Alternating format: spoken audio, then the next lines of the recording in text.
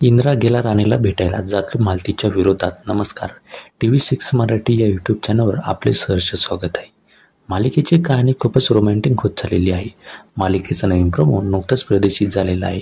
आपण आधी मागील एपिसोडची छोटीशी झलक बघूया. तर आता राणी गोट्याला म्हणते की इथे चाळीमध्ये किती मस्त वातावरण आहे, किती छान वाटतं इथं. इथे सगळे एकमेकांच्या सुखदुःखात साथ देतात. पण तितके ती बोलायला इथे थांबते, थबकते. तेव्हा गोट्या तिला विचारतो की भावा, तुला माझी शपथ आहे, काय झालं खरं खरं सांग, तू इथे कसं काय आली? तेव्हा राणी त्याला घडलेलं सगळं सांगते. ती म्हणते की माझ्याकडे दुसरा पर्याय नव्हता घर सोडून आल्याशिवाय. आता राणी गोट्याच्या मोबाईलवरून चिकूला कॉल करते आणि तिला म्हणते की इंद्रजी सरांची चांगली काळजी घे, त्यांना वेळेवर गोळ्या देत जा. दुसरीकडे इंद्राला सुद्धा झोप येत नाही. तो राणीचाच विचार करत असतो. तो म्हणतो की राणी, तू असं काय केलं? तुझी काही चूक नव्हती, तू घर सोडून जायला नको होतं असं तो विचार करतो. तेवढ्यात तिथे चिको येते आणि म्हणते की तू टेबलावरच्या गोळ्या घेतल्यास का? मग ती इंद्रा तिला विचारतो, तुला हे कसं माहिती? तेव्हा चिको म्हणते की मला राणीचा कॉल आलेला आणि ती सारखी तुझीच काळजी करत होती, तिने मला तुझी काळजी घ्यायला सांगितलेलं आहे. तेवढ्यात इंद्रासुद्धा तिला कॉल करण्यासाठी फोन करतो. पण चिकू म्हणते की तिचा मोबाईल दरीत कोसळलेला आहे, तिच्याकडे मोबाईल नाही आहे. आता पुन्हा चिकू त्याला म्हणते की दादू, तिने तुझ्यासाठी खूप काही केलेलं आहे, तिला तूच घरी आणू शकतो. आता इंद्रासुद्धा म्हणतो की मला कोणत्याही परिस्थितीमध्ये राणीला घरी आणायलाच हवं. आता दुसऱ्या दिवशी इकडे राणीच्या मनात सारखा इंद्राचाच विचार असतो. ती विचार करत असते की सरांनी गोळ्या घेतल्या असतील का, ते बरे असतील का. पण तेवढ्यात मात्र सुरेखा म्हणजे तिच्या आईला संशय येतो आणि ती विचारते की तिकडे सर्व ठीक आहे ना राणी? पण राणी मात्र त्यांना काही कळू देत नाही. ती म्हणते की सर्व ठीक आहे, ते सर्वजण माझी खूप काळजी घेतात. आणि असं म्हणून ती किराणा आणण्यासाठी घराबाहेर निघून जाते. दुसरीकडे मालती आणि उर्मिला बोलत असतात. तेवढ्यात उर्मिला मालतीला म्हणते की आज घरात किती छान वाटतंय, घरातली सर्व निगेटिव्हिटी निघून गेल्यासारखं वाटतंय.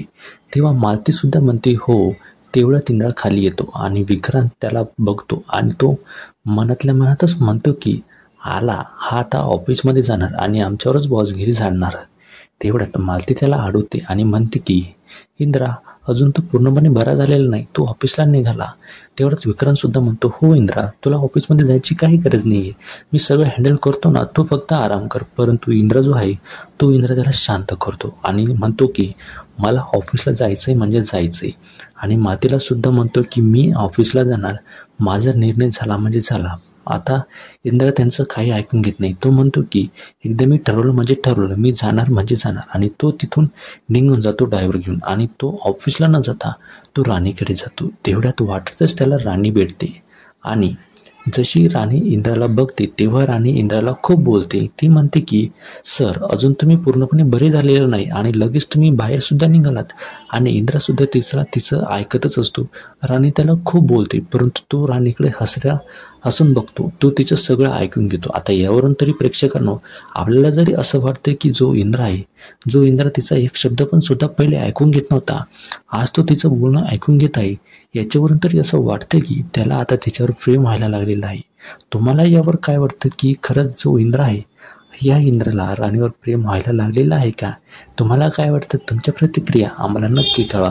आता येणाऱ्या भागामध्ये असं होऊ शकतं की इंद्रा जो आहे हा इंद्रा आता राणीला घरी आणेल. तो राणीला म्हणेल की राणी, तू आत्ताच्या आत्ता माझ्यासोबत घरी चाल, तिथे तुझी गरज आहे. पण जी राणी आहे ही राणी ठामपणे सांगेल की नाही, मी घरी येऊ शकणार नाही.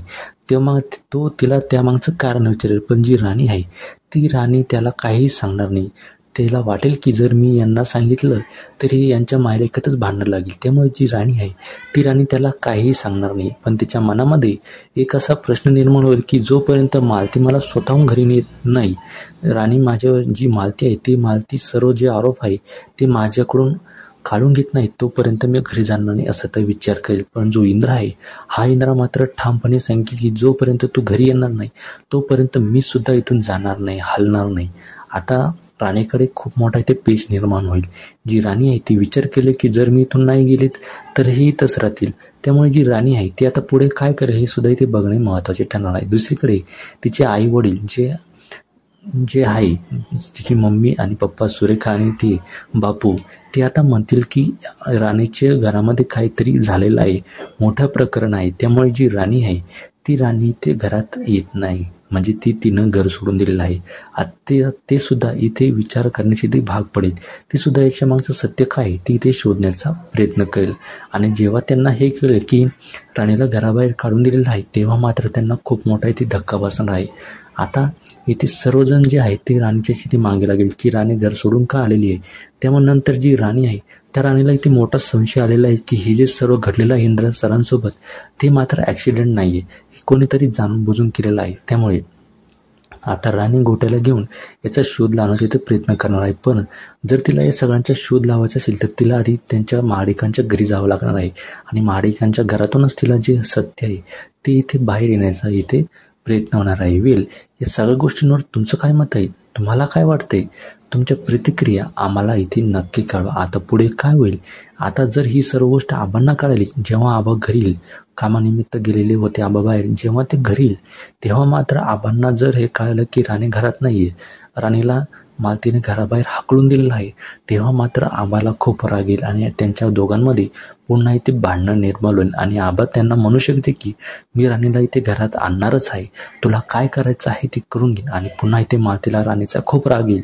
जेव्हा राणी घरात येईल तेव्हा मात्र मालती पुन्हा तिला इथे मारण्याचा प्रयत्न करेल किंवा तिला इथे त्रास देण्याचा प्रयत्न करेल. तुम्हाला काय वाटतं, तुमच्या प्रतिक्रिया आम्हाला नक्की कळवा. आणि आपल्या चॅनलवर जर नवीन असाल तर असेच रिव्ह्यूसाठी आपल्या चॅनलला आत्ताच सबस्क्राईब करून घ्या, जेणेकरून असेच रिव्ह्यू आले तर ते लगेच तुमच्यापर्यंत पोहोचेल. आणि हा व्हिडिओ जास्तीत जास्त मालिकाप्रेमीपर्यंत पोहोचवा, जेणेकरून त्यांनासुद्धा हे बघता येईल. तर चला भेटूया एका पुढच्या नव्या व्हिडिओमध्ये. तोपर्यंत धन्यवाद. Take care. All the best.